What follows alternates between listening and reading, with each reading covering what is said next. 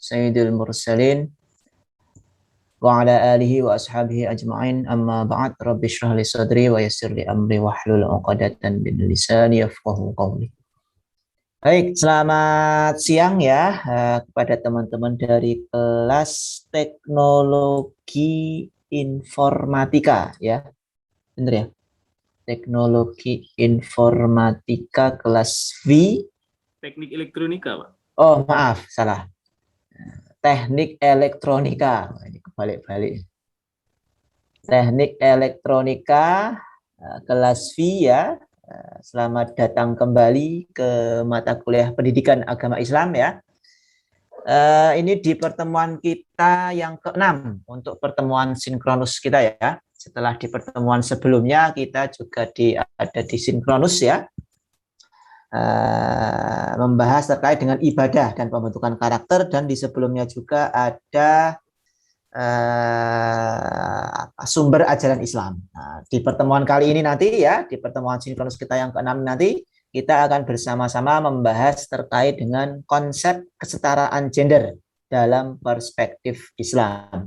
Ini tadi saya cek presentator sudah hadir semua, terkecuali yang sudah mengundurkan diri ya, Mas Ehsan Dwi Hanto. Mas Brazen sudah hadir, Mas Yoga dan Mas Naufal juga hadir ya. Nah, nanti kita akan disuguhkan ya dengan materi terkait dengan gender. Berarti kalau membahas terkait dengan gender itu berarti nanti paling tidak kita akan banyak membahas terkait dengan hubungan antara laki-laki dan perempuan. Friksi yang terjadi, terus kemudian hubungan dialektik antara laki-laki dan perempuan, tapi ya dalam perspektif agama Islam. Nah, berarti nanti kita akan banyak mendengarkan terkait dengan bagaimana ajaran agama kita ya, Islam itu coba meletakkan laki-laki dan perempuan ya dengan perbedaan masing-masing, hak dan kewajiban, peran, fungsi, dan lain sebagainya. Apakah itu termasuk daripada konsep setara yang ideal gitu ya antara laki-laki dan perempuan? Tentunya nanti konsep setara itu yang dipaparkan oleh agama Islam itu tentunya nanti akan banyak mendapatkan respon ya, paling tidak dari kita yang ada di sini nanti yang kita diskusikan bersama itu ya. Jadi kemungkinan nanti meskipun ya diklaim paling tidak oleh presentator itu yang disampaikan adalah konsep setara yang ideal ya menurut ajaran agama Islam, tapi tentunya nanti akan kita berikan respon. Apakah betul itu yang disampaikan oleh Islam itu adalah betul-betul setara yang seperti yang kita anggap itu setara. Contohnya nanti mungkin bisa kita lihat dari ya yang paling sederhana ya, sholat. Di sholat itu pasti kan sudah berbeda ya antara laki-laki dan perempuan. Perannya berbeda, caranya juga di beberapa gerakan dan lain sebagainya ada yang berbeda, ketentuan ya, syarat dan lain sebagainya juga berbeda. Mungkin dalam sebuah riwayat kalau boleh saya sampaikan ya, disampaikan khairus sufufir rijal awwaluha wa adnaha akhiruha. Sebaik-baiknya ya soft atau sebaik-baiknya sholat seorang laki-laki muslim itu berarti ya di masjid berjamaah ya tepat waktu gitu ya, berarti setelah selesai kumandang azan dan iqomah gitu ya, dan softnya adalah yang terdepan. Itu jika tidak ada keadaan darurat yang merubah ya ketentuan tadi. Tapi intinya dari riwayat tersebut kita bisa mengkonklusikan seperti itu. Jadi bentuk sholat yang paling ideal bagi seorang laki-laki muslim itu ya tadi tepat waktu ya di masjid berjamaah dan di saf terdepan. Itu buat laki-laki. Tapi kalau buat perempuan gimana? Wa khairu sholatin nisa ya fi baitiha. Sedangkan sholat terbaik bagi seorang perempuan ya muslimah itu adalah di rumahnya. Kan sudah berbeda ya. Jadi konsep ideal sholatnya laki-laki dan perempuan dalam Islam itu juga sudah berbeda. Jadi kalau laki-laki berjamaah di masjid di saf paling terdepan, kalau perempuan justru di rumahnya saja. Atau di tempat di mana dia banyak menghabiskan waktu domestiknya, ya istirahat, ya makan, dan lain sebagainya. Disitulah tempat terbaik untuk perempuan melangsungkan sholatnya, kewajiban sholatnya. Meskipun sama-sama wajib, tapi tadi ya konsep sempurna atau idealnya berbeda antara laki-laki dan perempuan. Nah ini gimana ya? Menurut nanti ya pandangan teman-teman di sini yang laki-laki dan perempuan. Mungkin ada sebagian yang perempuan di sini ya. Kalau boleh saya sebutkan Mbak siapa ini? Mbak Elsinta ya. Ini perempuan kan ya, Mbak Elsinta Adelia. Ini mungkin ya konsep ideal sholatnya ya berbeda dengan yang tadi disampaikan oleh riwayat hadis tadi. Mungkin menurut Mbak Elsinta mungkin ya sebaik-baiknya atau konsep idealnya sholat perempuan itu ya sama dengan laki-laki ya, tepat waktu di masjid gitu ya, dan berjamaah juga. Dan mungkin itu juga menurut sebagian besar perempuan muslimah Indonesia mungkin ya, karena kalau kita lihat ya di beberapa masjid-masjid kampung itu kan kalau waktunya sholat subuh, maghrib, isya itu kan biasanya ya jumlah jamaahnya laki-laki dan perempuan kan tidak jauh berbeda di kampung ya. Jadi kan banyak juga perempuan yang coba mengambil fadilahnya sholat berjamaah di masjid tepat waktu, meskipun disampaikan di situ ya perempuan itu sebaik-baik sholatnya di rumahnya saja. Nah ini bagaimana? Apakah kemudian ini justru dengan perempuan itu diberikan di rumahnya saja gitu ya? Apakah itu termasuk bentuk diskriminasi Islam terhadap perempuan? Ya, membatasi gerak perempuan. Kan tadi seperti saya sampaikan ya, perempuan itu tadi ada yang punya perspektif seperti itu. Ya sama ya, saya ingin sholat berjamaah di masjid tepat waktu. Ya, akhirnya mungkin dengan ada riwayat seperti itu, loh kok seperti ini ya, kok kemudian kenapa malah justru sholat perempuan itu sebaik-baiknya sholatnya malah justru di rumah. Atau mungkin ada yang memahami juga, oh ini bentuk perlindungan Islam ya terhadap perempuan, karena pada waktu konstruksi Islam dulu, masa konstruksi Islam ya, perempuan itu justru ya ada yang membilang itu perempuan itu aib gitu ya, aib bagi keluarga karena tidak bisa membantu mencari nafkah dan lain sebagainya ya. Intinya kehadirannya, eksistensi perempuan ketika itu masih diremehkan. Dan bahkan ada dalam suatu riwayat ya menyebutkan perempuan itu aurat. Jadi tidak pantas untuk kemudian tampak di ranah publik, dan masjid itu ranah publik. Makanya betul untuk kemudian disebutkan ya sebaik-baiknya sholat perempuan itu di rumahnya sendiri dan lain sebagainya ya, itu banyak sekali nanti akan kita bahas hal-hal seperti itu.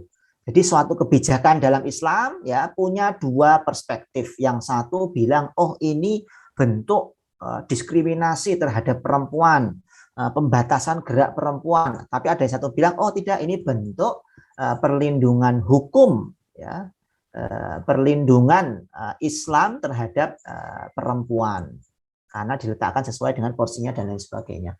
Nah, itu nanti yang mungkin kebanyakan akan kita bahas ya, tapi nanti tetap akan diawali dengan penyampaian beberapa teori. Nanti mungkin diawali dengan apa itu gender, yang dimaksud setara di sini apa, apakah juga berarti imbang, sama, adil. Terus nanti juga akan dibahas terkait dengan praktek bias gender gitu ya, atau manifestasi ketidakadilan gender dalam masyarakat Indonesia. Dan kemudian dibahas juga solusi dan penyebabnya kenapa gitu ya. Dan masih banyak lainnya nanti mungkin yang akan disampaikan oleh teman-teman dari presentator. Oke, mungkin tanpa memperpanjang lagi ya, Itu saja mungkin yang ingin saya sampaikan di awal ini. Nanti mungkin bisa saya tambahkan di akhir ya setelah penyampaian materi dari teman-teman dan diskusi ya tentunya dari teman-teman. Silahkan jadi untuk teman-teman audiens bisa dimanfaatkan waktunya, silahkan bisa disampaikan ya unek-uneknya maupun pertanyaannya terkait dengan tadi laki-laki, perempuan, maskulinitas dan feminitas. Baik, ini siapa dari teman-teman presentator yang ingin saya jadikan co-host? Mas Yoga. Oke. Oh.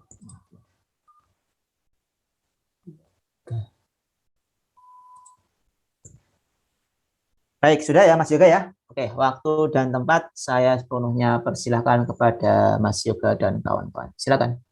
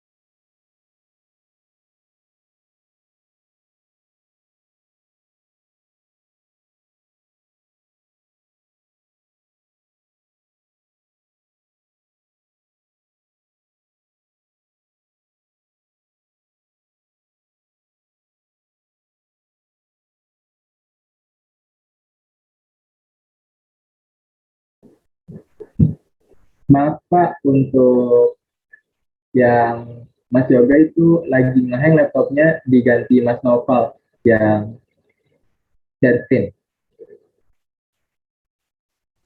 Iya, silakan, silakan. Diganti siapa ini? Mas Noval Faras. Naufal. Ya, Noval Faras. Naufal Faras.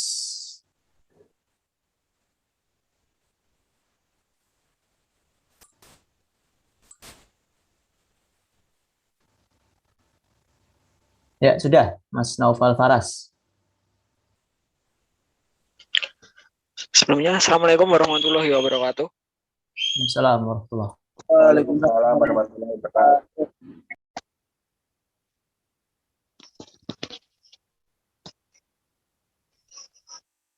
Recording in progress. Kami dari kelompok 5 akan mempresentasikan hasil diskusi kelompok kami dengan tema konsep gender dalam Islam. Sebelumnya, anggota kelompok kami yang pertama, Presiden Rendian Saputra, yang kedua Yoga Pratama, yang ketiga Noval Faras Haryono.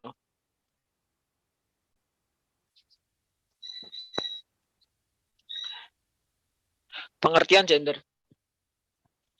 Secara etimologi,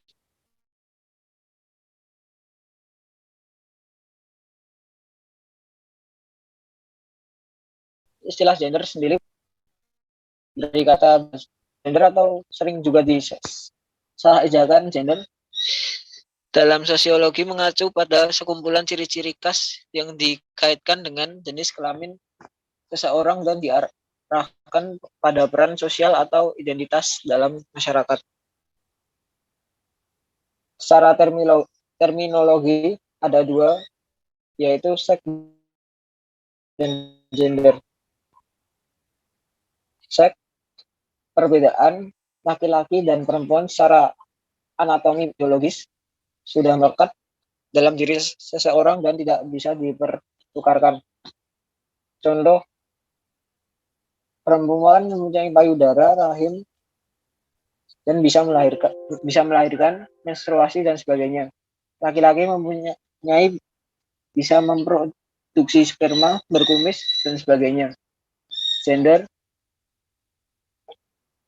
perbedaan laki-laki dan perempuan yang dikonstruksi secara sosial, budaya, bisa diubah dan bisa dipertukarkan.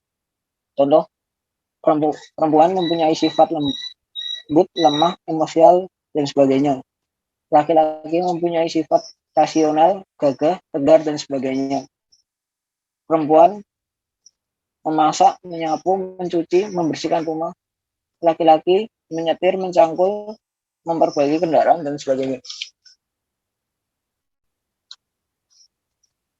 Prinsip-prinsip gender dalam Islam. A. Perempuan dan laki-laki memiliki kedudukan yang sama sebagai hamba Allah atau Abdullah. Laki-laki dan perempuan memiliki potensi dan peluang yang sama untuk menjadi hamba Allah yang ideal, yakni sebagai orang yang bertakwa atau mutakum. Allah SWT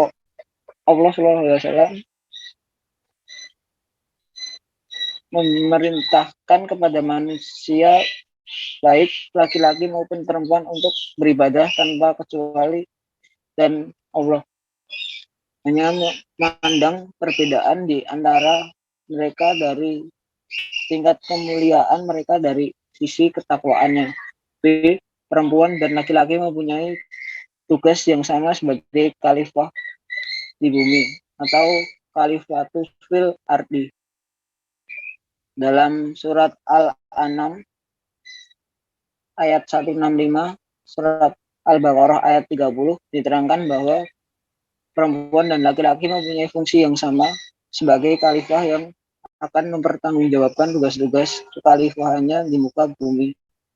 Laki-laki dan perempuan bahu-membahu menjalankan peran dan tugas sebagai khalifah atau wakil Tuhan di muka bumi tanpa membedakan status dan kelasnya.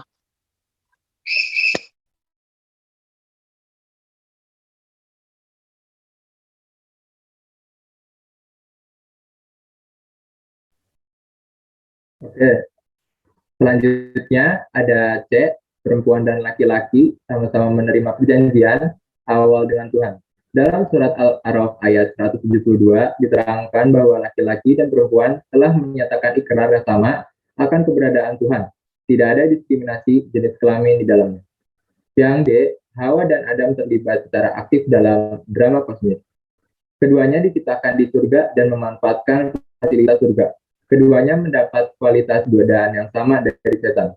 Sama-sama memohon ampun dan diampuni Tuhan.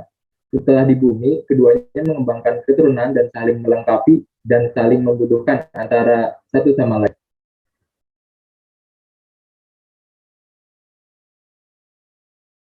Yang E, ada perempuan dan laki-laki sama-sama berpotensi meraih prestasi. Dari surat Al-Imran ayat 195, An-Nisa ayat 124, dan An-Nahl ayat 97 dapat dipahami tentang konsep kesetaraan gender dan prestasi individual dalam bidang spiritual maupun karir profesional yang tidak didominasi satu jenis kelamin saja. Yang F, perempuan dan laki-laki sama-sama berpotensi berdakwah amar ma'ruf nahi mungkar. Berdasarkan surat Al-Imran ayat 104 dan 110, setiap umat Islam, laki-laki dan perempuan harus ikut serta melaksanakan terwujudnya dakwah amar ma'ruf nahi mungkar.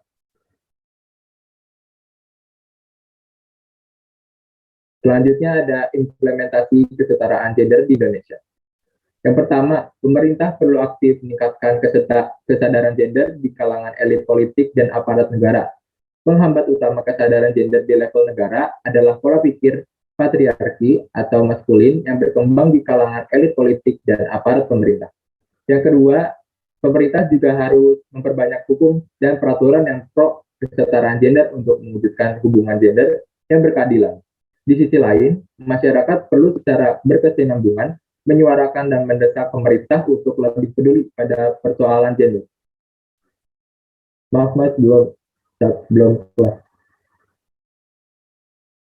Yang terakhir, ada masyarakat juga perlu menyelenggarakan pendidikan dan kegiatan lainnya yang dapat meningkatkan kesadaran gender anggota masyarakat lain. Terima kasih.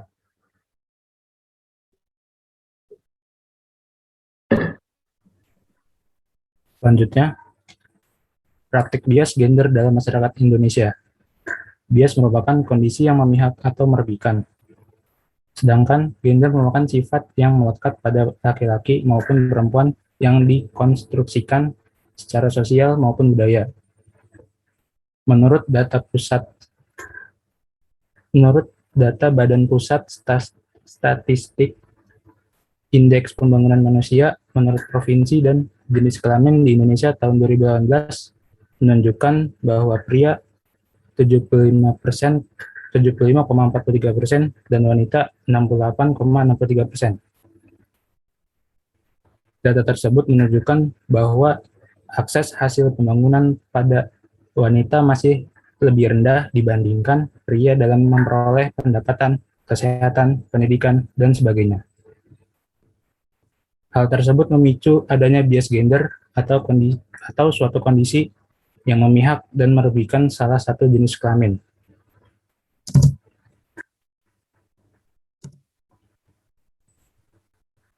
Pada karakteristik gender sendiri terkait kepada membedakan maskulinitas dan feminitas. Maskulinitas yaitu laki-laki dianggap kuat, rasional, dan tegas.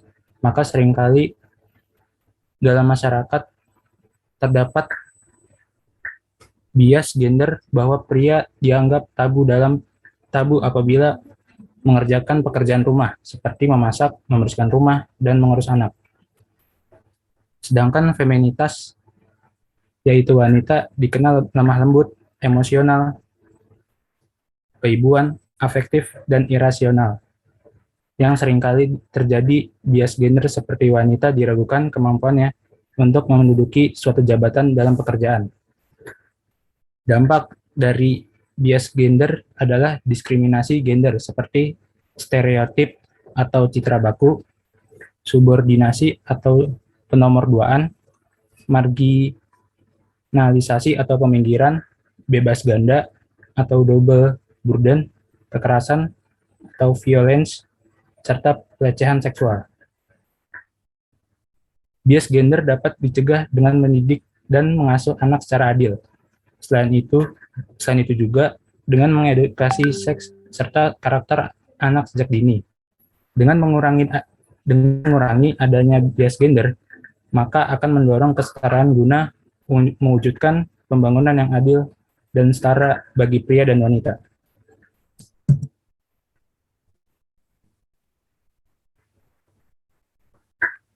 Ada yang mau bertanya? Silakan.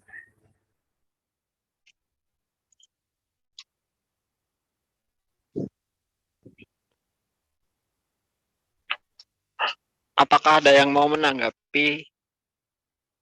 Kami persilahkan.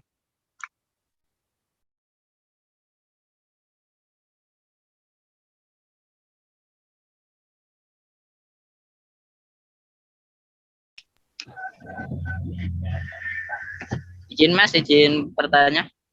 Silakan Mas Ari. Perkenalkan, nama saya Ari. Nah, pertanyaannya gini Mas, bagaimana hukum bagi orang yang berpindah gender, maksudnya misalkan kayak laki-laki pindah ke perempuan atau perempuan pindah ke jadi laki-laki, baik itu secara penampilan maupun mengganti alat kelaminnya. Terima kasih Mas. Baik, untuk pertanyaan kami tampung terlebih dahulu dan akan kami diskusikan. Apakah ada pertanyaan yang lain? Saya izin bertanya. Silakan Mas Farhan. Saya ingin bertanya, bagaimana sikap kita terhadap warga sekitar yang ada untuk transgender gitu loh. Jadi sikap kita ke dia itu seperti apa? Itu aja sih, terima kasih. Baik, terima kasih Mas Farhan.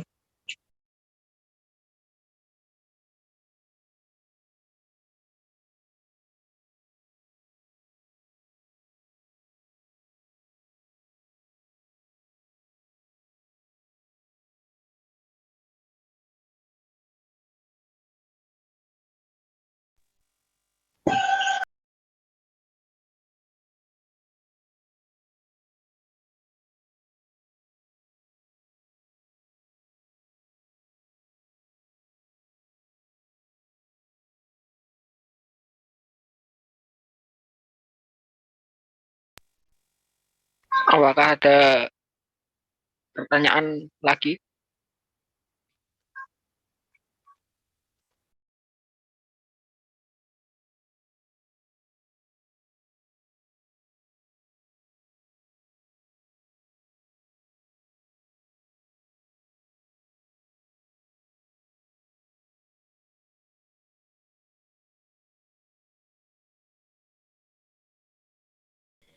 Izin bertanya, Mas. Silakan Mas Indra. Menikah dengan transgender itu hukumnya gimana, Mas? Terima kasih. Maaf Mas, bisa diulangi? Menikah dengan transgender itu hukumnya gimana, Mas? Terima kasih. Baik, terima kasih sudah bertanya. Akan kami diskusikan terlebih dahulu.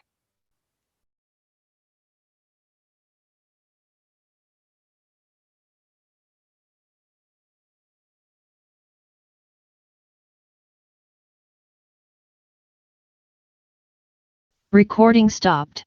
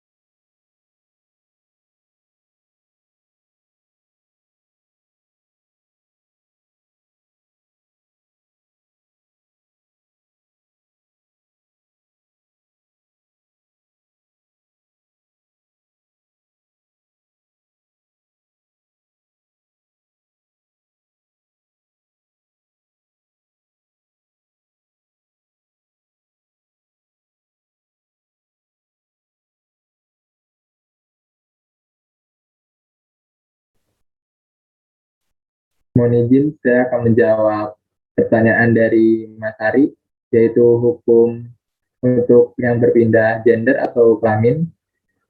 Menurut referensi yang saya dapat, transgender atau mengubah jenis kelamin hukumnya adalah haram dalam Islam. Pakar Al-Quran dan Hadis, Kiai Haji Asin Sako Muhammad menjelaskan, mengubah jenis kelamin hanya diperbolehkan apabila seseorang tersebut memiliki kelainan medis. Allah menciptakan setiap ciptaannya serba sempurna, tapi ada juga kejadian menyebabkan seorang tidak sempurna, seperti bibir sumbing dan kelamin ganda. itu boleh dilakukan operasi, ujar Kiai Haji Asim Tako kepada. Intinya untuk hukum berpindah gender itu haram di Islam. Apakah terjawab Mas Ari?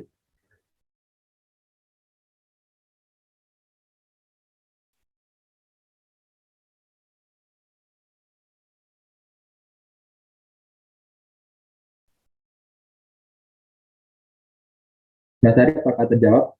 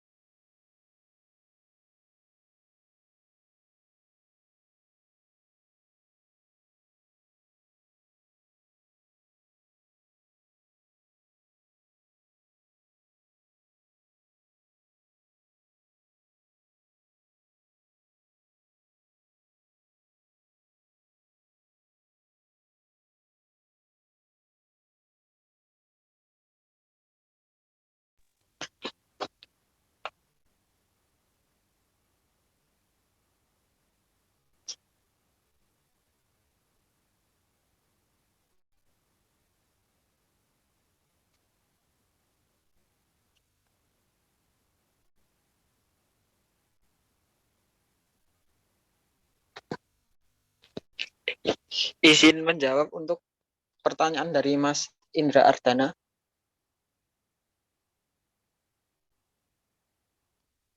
Hukum menikah dengan transgender hukumnya bagaimana? Hasil musyawarah nasional Munas 8 MUI juga diputuskan tidak boleh menetapkan keabsahan status jenis kelamin akibat operasi perubahan alat kelamin sehingga tidak memiliki implementasi hukum syar'i terkait perubahan tersebut.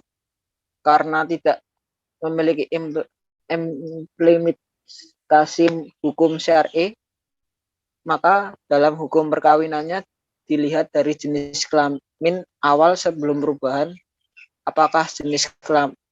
Apabila jenis kelamin awalnya laki-laki, maka ia hanya sah menikah dengan perempuan. Begitu juga sebaliknya.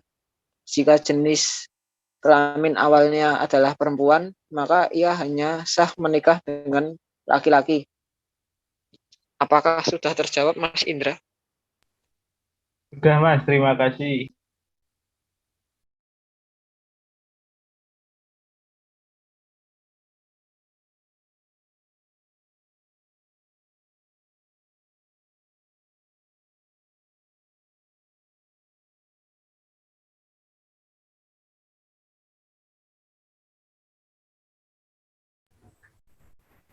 Saya akan menjawab pertanyaan dari Mas Farhan.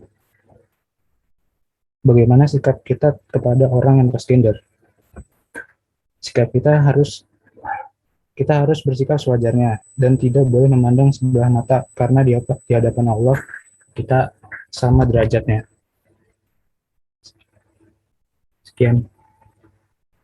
Apakah menjawab, Mas Farhan? Sudah Mas, terima kasih. Terima kasih, Mas. Apakah masih ada pertanyaan? Jika sudah tidak ada,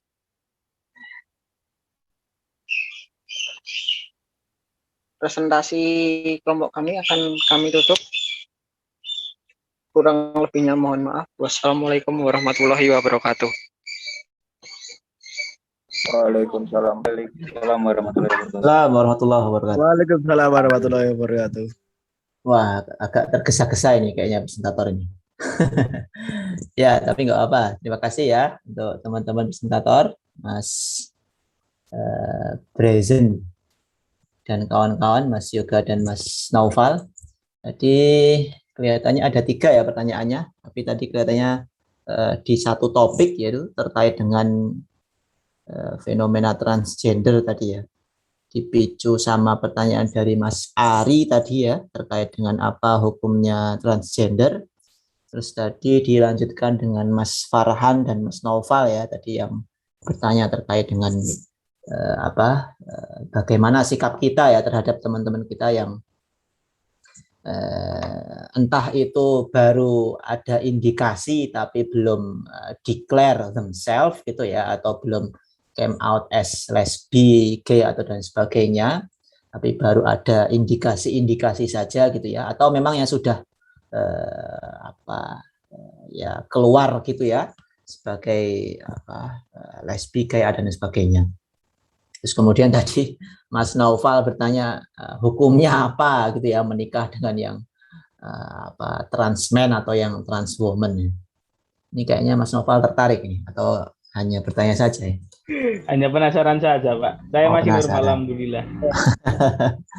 Ya, baik. Terima kasih ya untuk teman-teman tadi terkait dengan transgender ya, dan secara keseluruhan tadi terkait dengan konsep kesetaraan gender dalam perspektif agama Islam. Tadi sudah secara komprehensif lumayan tadi ya, memang materi-materi yang memang harus disampaikan tadi sudah tersampaikan ya, dari apa itu perbedaan antara kajian seksologi dengan kajian gender, terus kemudian praktek ya, beberapa praktek atau manifestasi ketidakadilan gender sebenarnya lebih dari yang di luar dari yang disampaikan teman-teman tadi sebenarnya ada, tapi yang paling banyak terjadi ya paling tidak ada 5 tadi itu ya. Ada stereotip ya, pelabelan, kemudian subordinasi nomor 2A, terus kemudian marginalisasi ya, peminggiran.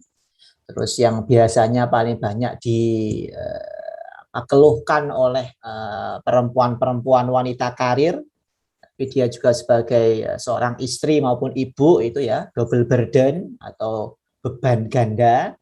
Terus kemudian yang terakhir mungkin ya biasanya ibu-ibu juga ya korbannya, atau mungkin ya wanita-wanita ya, yaitu violence atau kekerasan. Tapi seperti yang saya bilang, di luar itu sebenarnya masih banyak juga ya beberapa hal yang terjadi akibat tadi pemahaman yang keliru terkait dengan bagaimana seharusnya ya meletakkan laki-laki dan perempuan itu sesuai dengan porsinya, sesuai dengan bagiannya masing-masing. Baik, untuk yang tadi sudah disampaikan, saya tidak akan menambahkan karena secara pokok-pokoknya sudah disampaikan, tapi saya izin ya menyampaikan beberapa hal di sini yang mungkin bisa nanti ditambahkan oleh teman-teman presentator, sekaligus nanti bisa dipertanyakan ya oleh teman-teman di sini. Mohon izin share screen.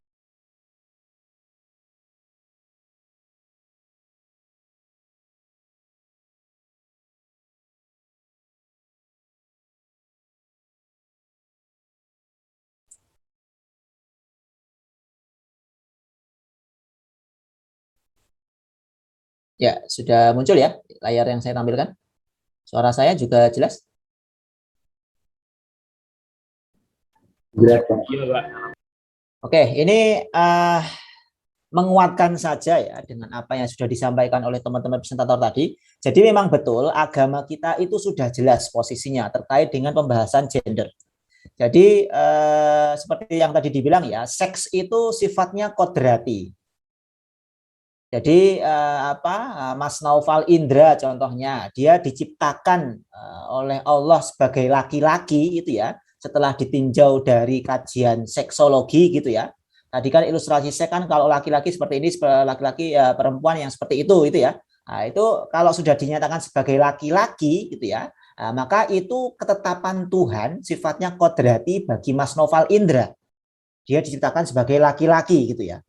Nah, tapi kalau kemudian nanti seiring berjalannya waktu gitu ya, seorang ya, mungkin selain Mas Naufal Indra karena tadi kayaknya sudah menegaskan ya, masih normal itu ya. Ada seorang laki-laki itu yang kemudian selama berjalannya waktu dia banyak interaksi komunikasi dengan manusia yang lain ya, di ranah keluarga tempat dia tumbuh, di pekerjaannya ya, di mana dia banyak bertemu dengan orang-orang baru, kemudian di kampung masyarakat di mana dia bersosialisasi gitu ya. Kemudian kecenderungan seksualnya itu berubah gitu ya. Akhirnya tidak seperti layaknya laki-laki pada umumnya gitu ya. Laki-laki biasanya ketertarikannya kepada perempuan, ternyata dia lebih suka dengan sesama laki-laki dan sebagainya. Nah, itu ketika dia sudah merubah penampilan biologisnya menjadi perempuan dengan menambah dan mengurangi, merubah atau menghilangkan dan lain sebagainya ya, bahkan sampai kepada alat kelaminnya gitu. Intinya dia sudah berubah 100% menjadi seorang perempuan gitu ya. Itu tetap karena sifatnya kodrati ya, agama kita melihat yang bersangkutan tadi itu tetap sebagai laki-laki. Jadi kewajiban sholat Jumat tidak akan jatuh ya, karena dia sudah merubah dirinya menjadi perempuan. Dan beberapa hal lain yang itu khusus teruntuk pada laki-laki. Kalau sholat ya berarti dia harus tetap di softnya laki-laki. Dan pakaiannya pun gitu ya, aurat yang harus ditutup dan lain sebagainya, yaitu layaknya laki-laki. Tidak kemudian karena dia telah merubah penampilan biologisnya menjadi perempuan, dia kemudian berubah menjadi perempuan ya, hak dan kewajiban keagamaannya. Tidak, tetap saja agama kita ya melihat dia sebagai seorang laki-laki. Begitu juga dengan yang perempuan.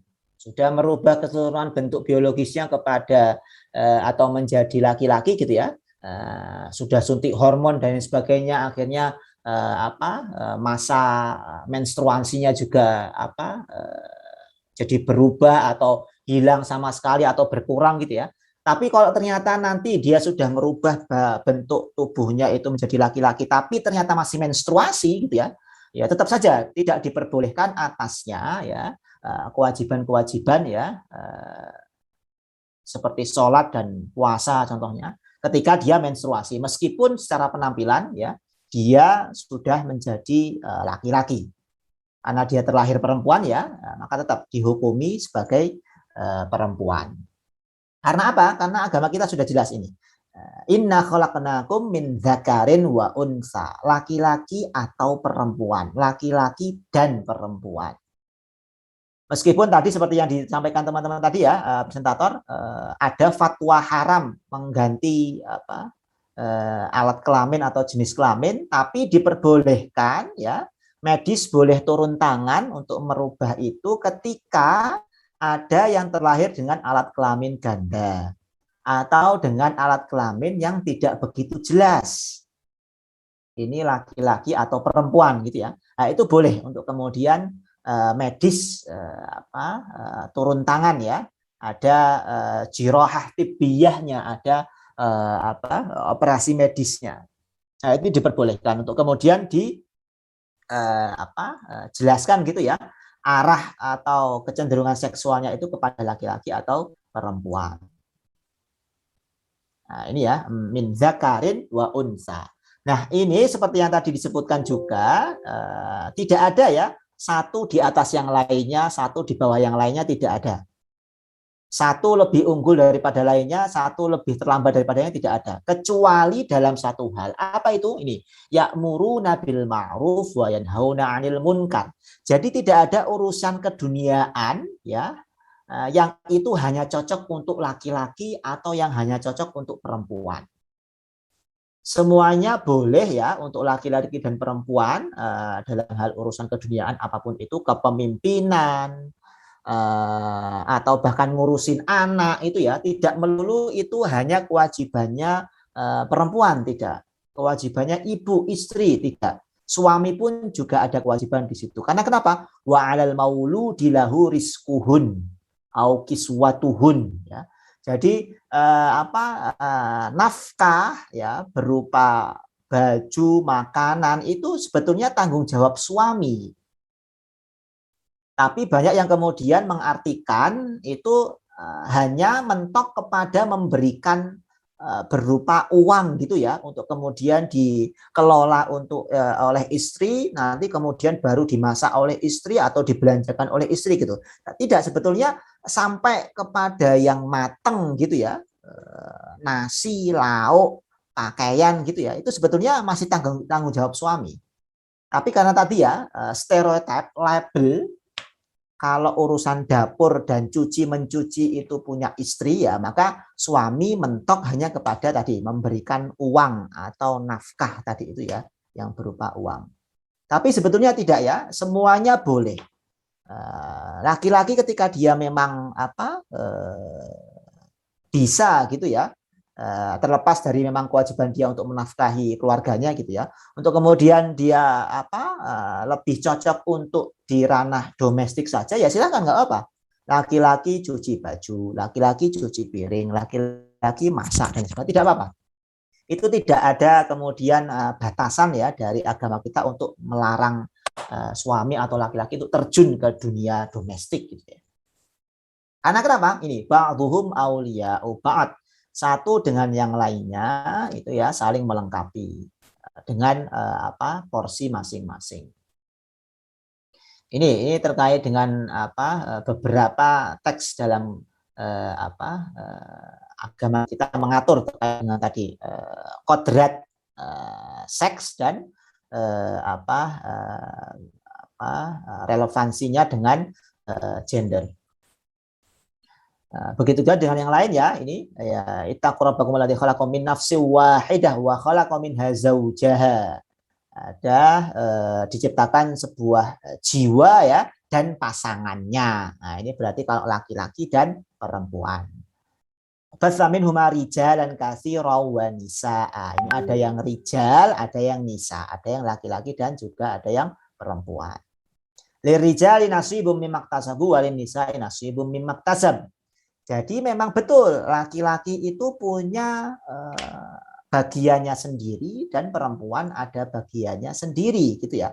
Atau ada tugasnya atau ada kalau boleh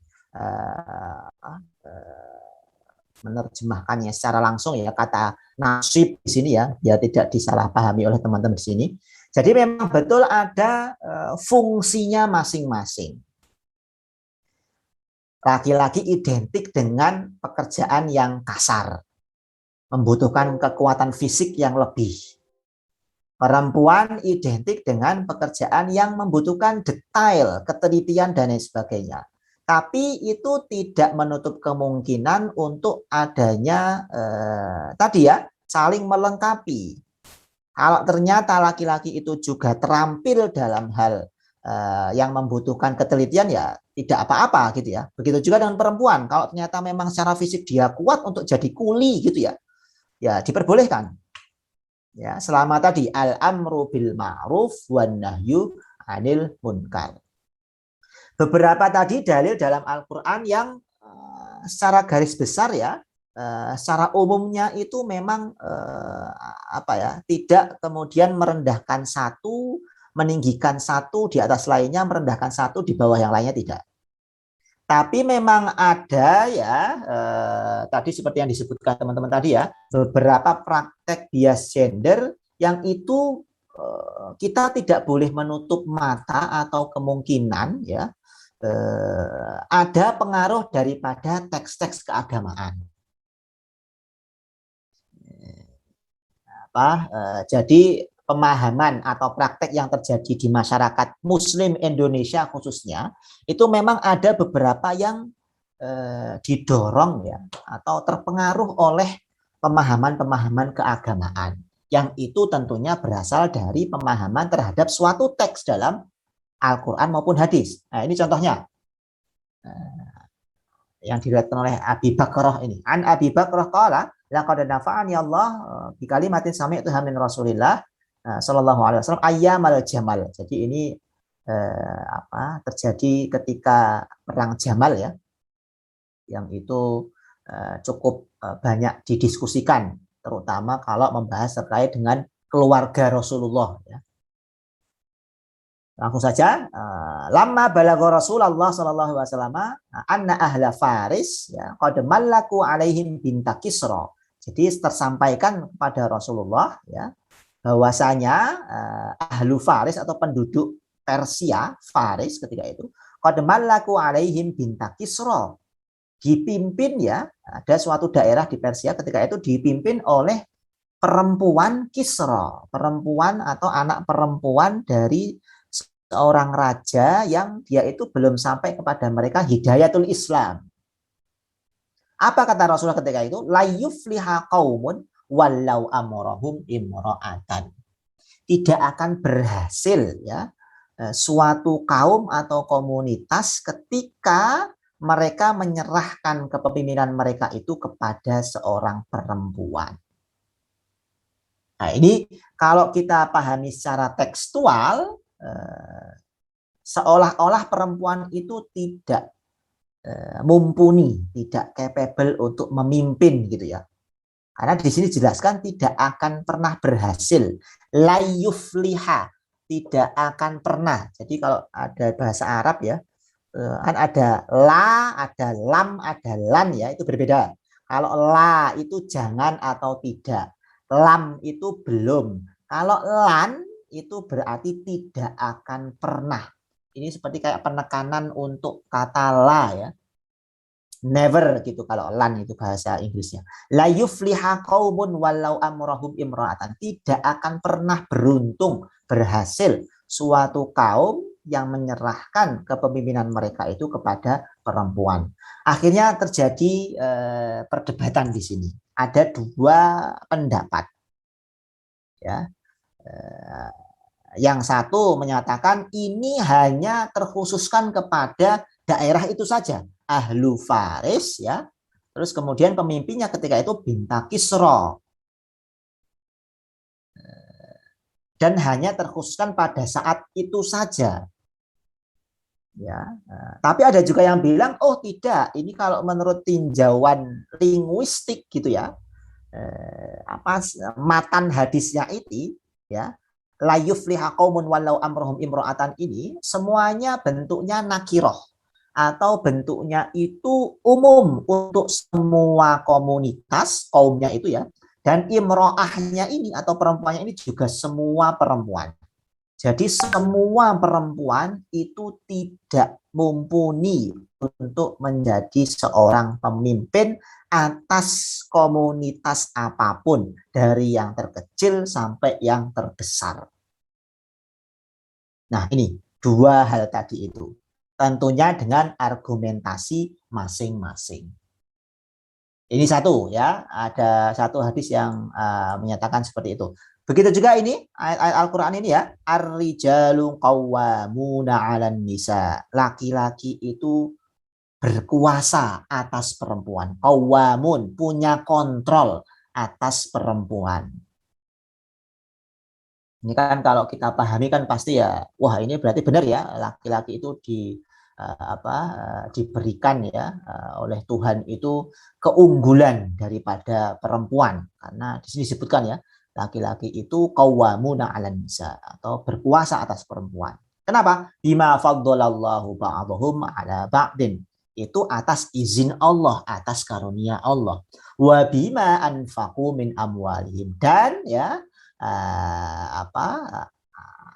atas ya nafkah yang mereka berikan ya dari harta-harta mereka kepada perempuan-perempuan mereka. Ini ya. Terus juga selanjutnya ada ayat tentang poligami ya. Yang kemudian nanti akan pasti ada pertanyaan, loh ini kenapa kalau laki-laki boleh menikah sampai 4 perempuan, tapi kenapa kalau perempuan ya tidak boleh berpoliandri gitu ya, punya laki-laki lebih dari 1 gitu ya, suami lebih dari 1. Nah, ini kan kayak seperti tidak adil juga. Ini juga pasti akan ada pertanyaan terkait dengan itu. Begitu juga dengan ini. An Abi Hurairah anna Nabi sallallahu alaihi wasallam qala innan nisa khuliqna min dila'in la yastaqimna ala khaliqah in tuqimha taksirha wa in tajrukha tastamti' biha wa fiha iwaj, kata Rasulullah. Jadi memang perempuan itu diciptakan dari tulang rusuk laki-laki. Ya. La yastaqimna, yang itu ya tulang rusuk itu seperti yang teman-teman ketahui ya tidak lurus.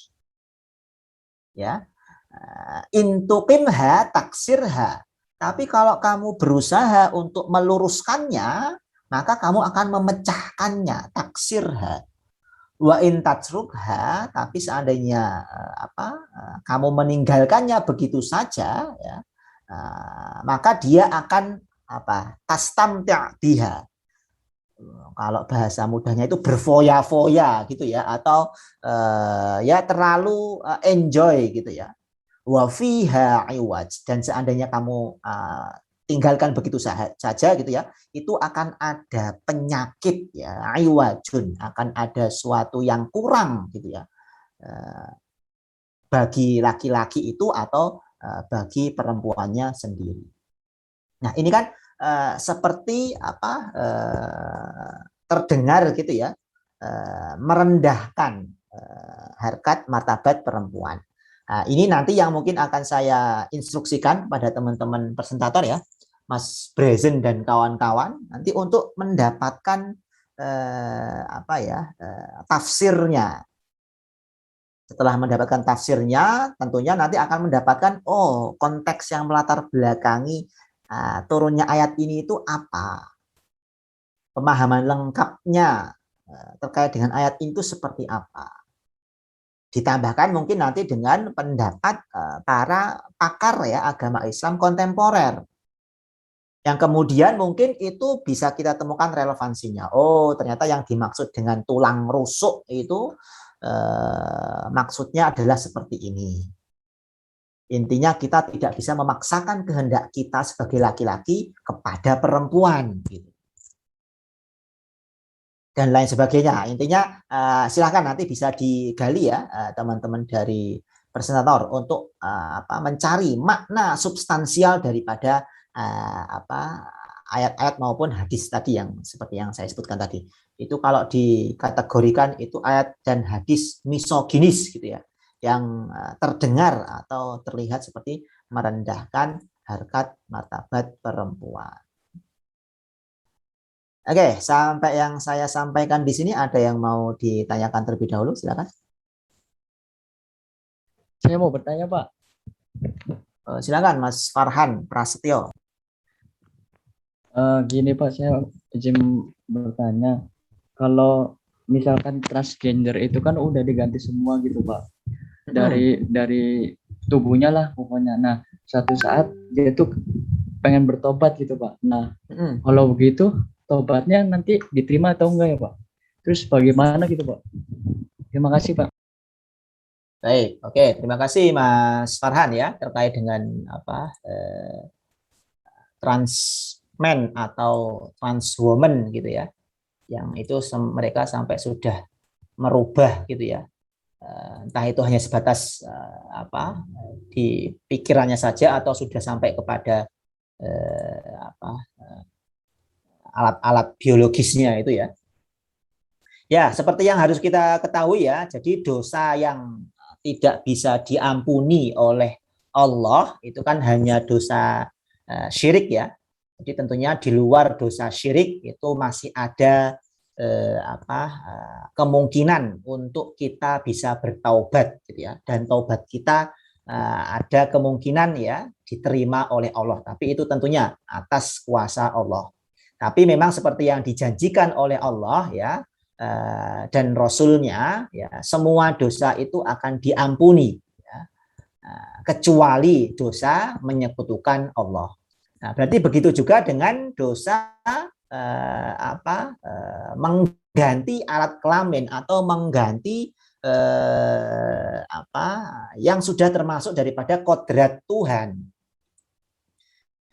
Ini ya seperti yang saya sampaikan tadi, seks itu ya itu kan ciptaan Tuhan bersifat kodrati, dan itu ketika sudah dirubah oleh manusia itu berarti dia sudah menyalahi ya ketetapan dari Tuhan.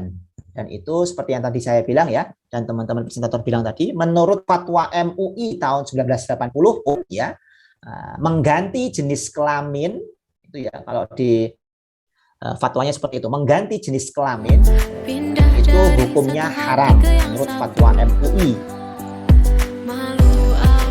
Jadi kalau ada umat Islam ya Indonesia, Muslim Indonesia mengganti jenis kelaminnya ya, itu berarti dia sudah berdosa. Karena menurut para pakar agama Islam yang tergabung di MUI ya, mengganti jenis kelamin itu hukumnya haram. Tapi Pak, kenapa masih ada ya?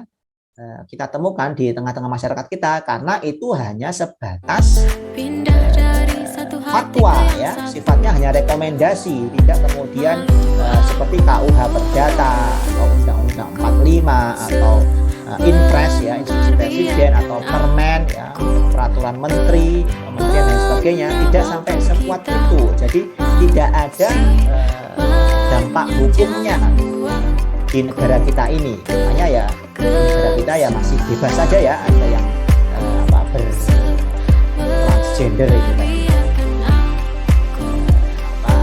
Karena tadi tidak ada dampak hukumnya ketika kita transgender. Tapi kemudian tadi ya, seperti yang kita kembali ke pertanyaannya Mas Farhan tadi, ya tidak apa-apa ya, silahkan bisa bertaubat. Dan itu tentunya diterima atau tidak ya, itu bimasyiatillah, dengan kuasa Allah. Tapi intinya itu dimaafkan selama bukan dosa syirik ya, atau menyekutukan Tuhan. Ini ya, meskipun dia termasuk kodrat dan itu berarti termasuk kabiroh ya, dosa besar, itu tetap bisa diampuni ya, selama kita ada keinginan untuk bertaubat. Tapi tadi ya seperti yang saya bilang itu atas pengaruh komunikasi dia dan interaksi dia dengan manusia. Maka ketika dia bertaubat dan ingin kembali kepada jenis kelamin aslinya gitu ya, maka itu ya butuh waktu. Terapinya ya tidak instan. Selama ini dia laki-laki tapi terlihat feminin gitu ya, maka untuk kembali menemukan maskulinitas dia, ya itu terapi tapi dengan jangka yang sangat panjang. Kalau yang sudah-sudah seperti yang beberapa ya di beberapa kasus tuh ya, itu biasanya kalau mau terapinya itu mau berhasil itu ya dia harus hidup layaknya normalnya laki-laki atau normalnya perempuan, dan biasanya itu langsung dinikahkan ya. Jadi ada laki-laki gitu kan, tapi dia feminin.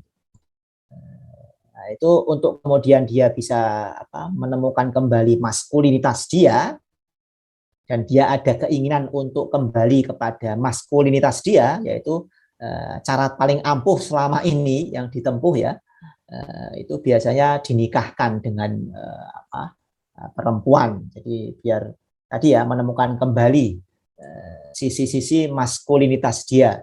Jadi ya kekuatan dia ya, rasionalitas dia, gagahnya, perkasanya, kejantanannya ini ya, agar bisa dia temukan kembali. Tapi itu tadi membutuhkan waktu. Itu Mas Farhan, ada pertanyaan lain mungkin? Sudah Pak, terima kasih. Oke. Tapi tadi ya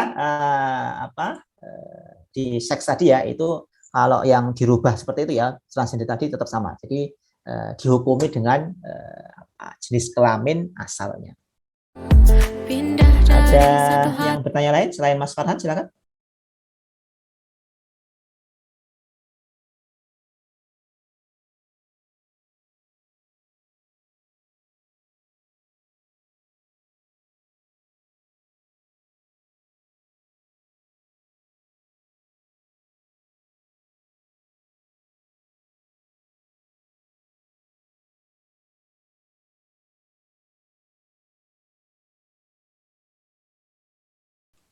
Kelihatannya tidak ada. Baik, mungkin ini tadi ya yang ingin saya sampaikan kepada teman-teman presentator untuk ditambahkan di makalahnya. Mungkin spesifik kepada 3 hadis ini saja. Yang pertama ini terkait dengan percakapan Rasulullah dengan seorang perempuan ya. Dan ini hadisnya riwayat Bukhari dan Muslim, jadi sahih ya. Bisa dipertanggungjawabkan sanadnya. Nyambungnya kepada Rasulullah itu ya.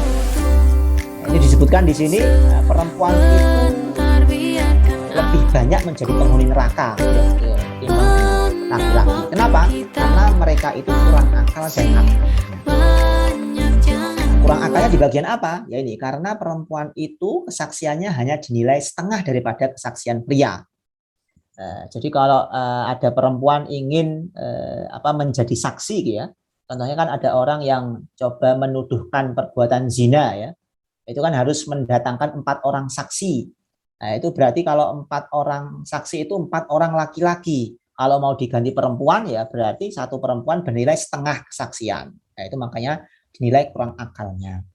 Terus kemudian kurang agamanya yaitu ya karena perempuan ada haid ya, maka ketika haid tidak boleh sholat dan berpuasa. Nah itu kurang agamanya. Ini percakapan Rasulullah ya ketika beliau masih hidup ya berarti pada abad ke-7 ya, dan menyatakan ini dengan perempuan ya, bercakap-cakap terkait ini dengan perempuan dan mungkin bisa diterima ya oleh perempuan pada saat itu karena melihat ya kondisi perempuan ketika itu kan ya masih sangat mundur ya, terbelakang kalau dibanding dengan perempuan zaman sekarang. Mungkin dengan penjelasan ini ya mereka bisa terima. Oh iya. Tapi ketika ini saya sampaikan kepada teman-teman perempuan yang di sini ya, mungkin malah akan banyak timbul pertanyaan. Ini maka nanti silakan ya teman-teman dari presentator bisa memberikan penjelasan terkait dengan hadis ini. Seperti tadi ya saya bilang, tafsir hadisnya apa ya, ulama klasik bilang apa terkait dengan hadis ini, kemudian diturut kepada ulama kontemporer. Mereka bilang apa terkait dengan hadis yang misoginis ini. Terus kemudian bisa ditambahkan dengan opini teman-teman. 1 hadis ini, terus 2 ya, ini tadi ya yang ahlu faris malaku bintang Isra tadi ya, tidak akan berhasil suatu kaum yang menyerahkan urusannya kepada perempuan. Nah ini apa juga maksud Rasulullah ya ketika itu? Apakah ini semua perempuan atau hanya terkhusus pada bintang Isra saja? Nah, ini sekarang juga sudah dibahas. Dan terakhir ini ya, apabila seorang suami mengajak istrinya ke tempat tidur kemudian ia menolaknya, maka istri itu akan dilaknat oleh malaikat hingga waktu subuh tiba. Nah, ini ya. Ini kan kayak membenarkan tindakan semena-mena ya suami terhadap istri gitu ya, tidak memperhatikan kondisi psikis maupun fisik sang istri ya. Intinya kalau suami lagi pengen ya maka istri harus melayani gitu ya. Itu seperti apa? Mungkin bisa nanti dikaitkan dengan marital rape atau pemerkosaan dalam hubungan keluarga. Bisa nggak kemudian istri ya ketika dipaksa berhubungan badan dengan suami itu melaporkan tindak pemerkosaan? Bisa nggak kemudian hubungan badan yang dipaksakan itu tadi ya dinilai sebagai sebuah pemerkosaan dari pihak suami terhadap sang istri? Padahal kan hubungan badan kan sudah sah ya, diperbolehkan antara suami dan istri. Tapi ketika itu terjadi secara terpaksa, boleh nggak kemudian itu dilaporkan sebagai tindak pemerkosaan? Nah, ini bisa dikaitkan ya dengan hadis ini. Sedangkan nanti ketiga hadis ini bisa dijabarkan ulang gitu ya. Pembacaan ulangnya seperti apa, dengan tadi caranya ulama klasik bilang apa, ulama kontemporer bilang apa, terus kemudian dikomparasikan ya, terus kemudian teman-teman nanti bisa beropini. Menurut saya yang paling tepat untuk bisa kita pahami terhadap hadis ini adalah bla bla bla bla bla. Ini sebenarnya sudah saya sampaikan juga di sini ya.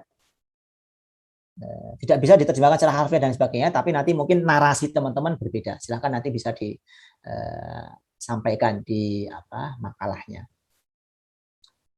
Oke, mungkin begitu yang bisa saya sampaikan. Ada pertanyaan?